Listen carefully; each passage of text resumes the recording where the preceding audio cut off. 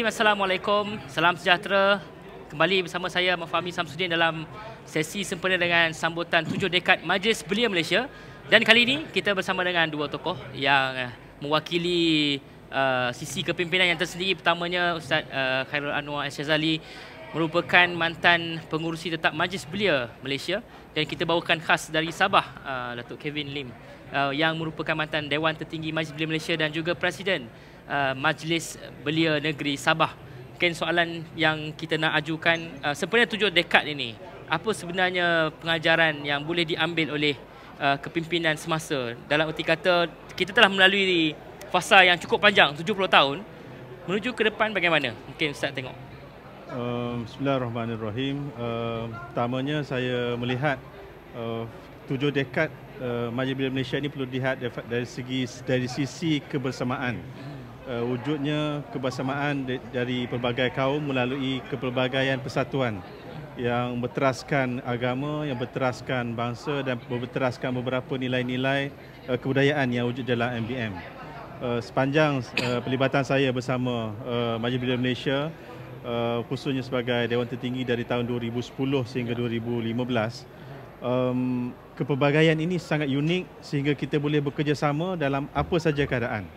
Dan ini sepatutnya disambung, diwarisi oleh generasi baru Majlis Belia Malaysia supaya bekerja bersama-sama untuk memartabatkan generasi belia dan generasi muda masa akan datang. Ya. Mungkin Datuk Kevin juga mewakili, kita sebut Borneo lah, mungkin Sabah dan juga mungkin Sarawak daripada itu. Kita melihat penglibatan belia di Sabah Sarawak ni bagaimana dalam Majlis Belia Malaysia? Adakah cukup ataupun perlu penambahbaikan, ataupun sebenarnya kita sememangnya berperanan secara aktif dalam Majlis Belia Malaysia? Terima kasih saudara, dan salam sejahtera dan salam hormat. Ya, saya lihat melalui Majlis Belia Sabah ni merupakan satu platform yang sangat penting, terutama dari segi integrasi.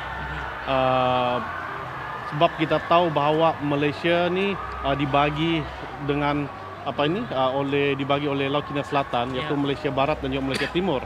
Dan melalui berpersatuan seperti Majlis Belia Malaysia ini, belia-belia di Borneo, iaitu sama di Sabah pun Sarawak itu berpeluang berinteraksi dengan rakan-rakan belia di seluruh negara. Jadi ia merupakan satu arah di mana kita dapat memupukkan perpaduan lagi. Ya. Perpaduan antara kita, dan itu sebenarnya membentuk daripada peringkat awal. Betul. Maksudnya kalau sekarang ni, Ustaz sendiri berpengalaman dulu sebagai pengurusi tetap, melihat kepada kualiti kepimpinan sekarang ni terbukti apabila melihat ramai dalam kalangan pimpinan belia yang aktif dalam kerajaan, dalam parti politik, dalam banyak institusi-institusi tertentu. Bagaimana Ustaz melihat itu sebagai satu faktor yang kuat sebenarnya kontribusi MBM kepada Malaysia? Apabila lahir ramai pemimpin dari kalangan belia, ini jelas menunjukkan indikator kepada kejayaan Majlis Belia Malaysia membina pemimpin. Dan pemimpin itu diiktiraf di semua peringkat sehingga ke peringkat tertinggi, hatta sekarang di peringkat kebangsaan. Boleh menjadi kepimpinan tertinggi dalam membentuk kerajaan, boleh membuat keputusan, dan ini seharusnya diakui sebagai hasil daripada kilang Majlis Belia Malaysia. Dan ini faktor-faktor kepelbagaian, faktor kebersamaan dan faktor sentiasa sangka baik dengan rakan-rakan. Ini adalah satu perkara yang wujud di dalam Majlis Belia Malaysia.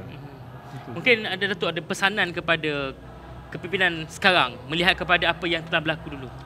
Ya, sebenarnya kita harus mengambil iktibar lah daripada apa yang berlaku, sebab kita tahu bahawa apa yang kita adapun perpaduan yang ada pada hari ini bukan datangnya dengan mudah, iaitu daripada apa yang telah dilakukan oleh pemimpin-pemimpin pada masa yang lalu.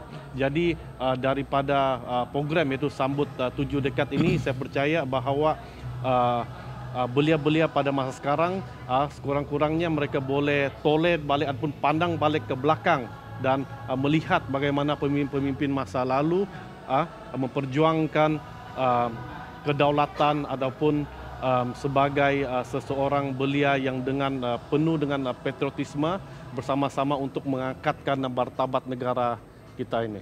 Baik, terima kasih kita ucapkan kepada kedua-dua tokoh yang lahir daripada Sokol Kilang. Tadi kita dengar ada sebut universiti.